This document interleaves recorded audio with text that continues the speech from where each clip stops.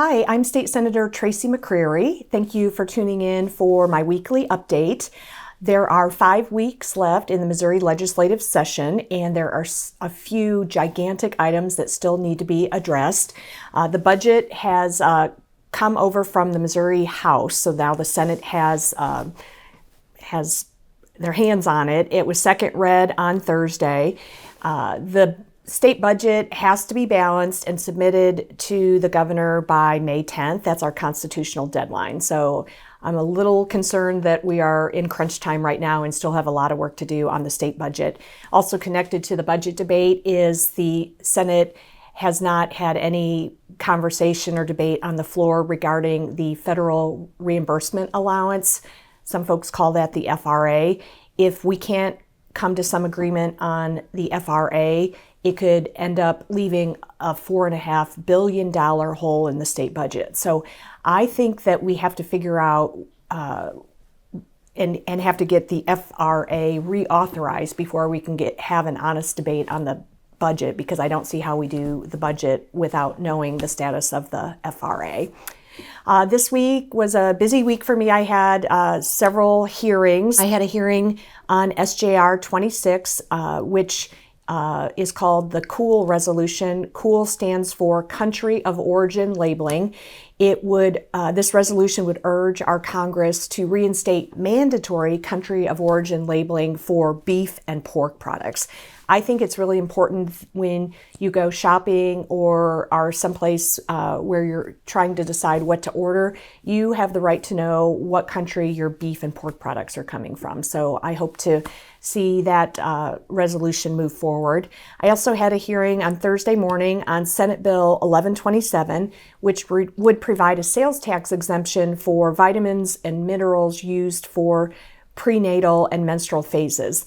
This is an important bill, I believe, because data now shows that when women should start with vitamins and minerals and prenatal nutrition before they become pregnant. It leads to the best outcomes for the babies, but also the mothers. And I believe that a tax exemption on those products before they actually get prescribed by a doctor could motivate some women to take better care of their nutrition moving into their childbearing.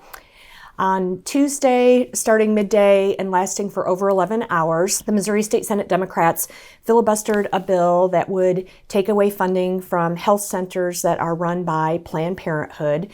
Planned Parenthood health centers see over 30,000 patients a year and provide basic things like wellness exams, cancer screenings, contraceptive counseling and access.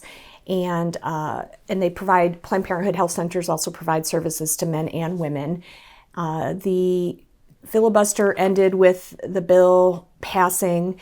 I'm really disappointed that I could not find 8 Republicans to help us fund health centers that are actually doing work around the state of Missouri to actually reduce the incidence of unintended pregnancies. That's what contraceptive access does. So I'm disappointed that we couldn't find 8 Republicans to help us at least allow for funding of these critical health centers that are scattered around the state.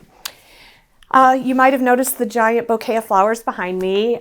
This week I celebrated my 30th wedding anniversary, and my husband sent me a lovely bouquet of flowers.